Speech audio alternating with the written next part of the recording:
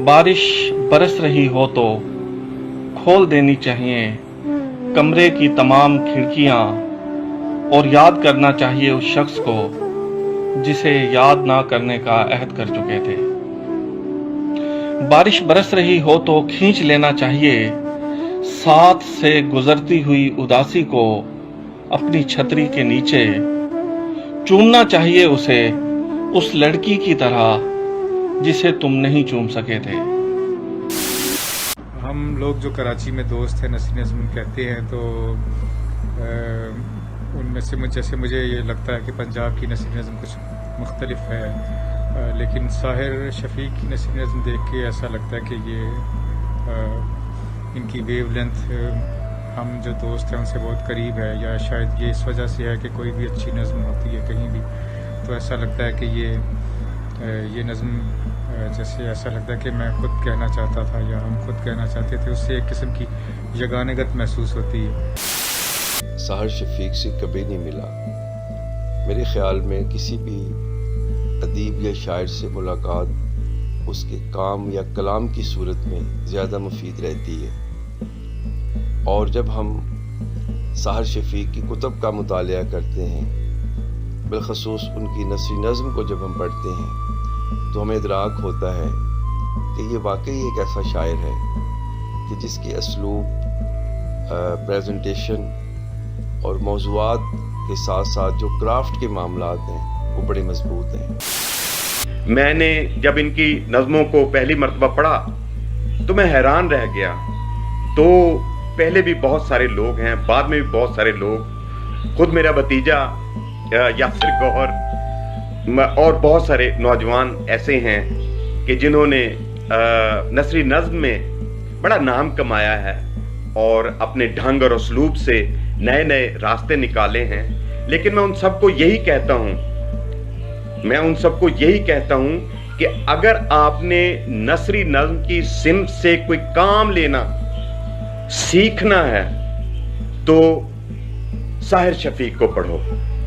साहिर शफीक को पढ़े बगैर नसरी नज़्म की वो उफ्ताद, वो तबा, वो तमव्वुज, वो हरकत और जोश जो नसरी नज़्म में आ जाना चाहिए, बगैर किसी डर के, बगैर किसी खौफ के, बगैर किसी घबराहट के, वो तमाम सूरत हाल जो हमें साहिर शफीक के यहाँ नजर आती है।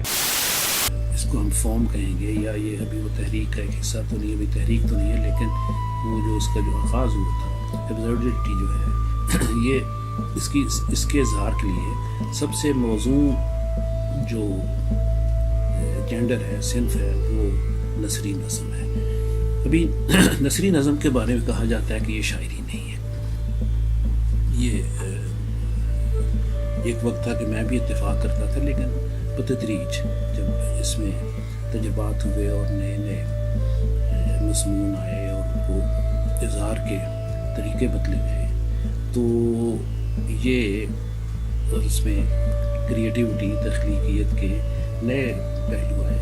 तो ये जो जेंडर है, ये जो सिंफ है, ये शायरी महसूस हुई और ये है।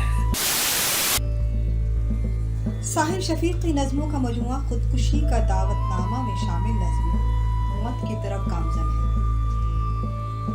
वो एक ऐसी रेल पे सवार है जिसकी हतमी मंजिल अंधेरा है। यहाँ ये नसीहत नहीं की जा सकती कि नज़्म निगार जिंदगी से फरार क्यों चाहता है, बल्कि सूरत हाल ये है कि खुदकुशी में आसूदगी ढूंढी जा रही है। बारिश बरस रही हो तो पीनी चाहिए कुछ इजाफी सिगरेटें, पढ़ने चाहिए वो खत जो बच गए थे पिछली बारिश में जलाए जाने से। बारिश बरस रही हो तो नहीं देखना चाहिए आईना, छुपा देने चाहिए तमाम एल्बम और पुकारना चाहिए खुद को अपने मनपसंद नाम से। बारिश बरस रही हो तो निकल जाना चाहिए लंबी सड़क पर इस एहसास के साथ कि बारिश नहीं बरस रही।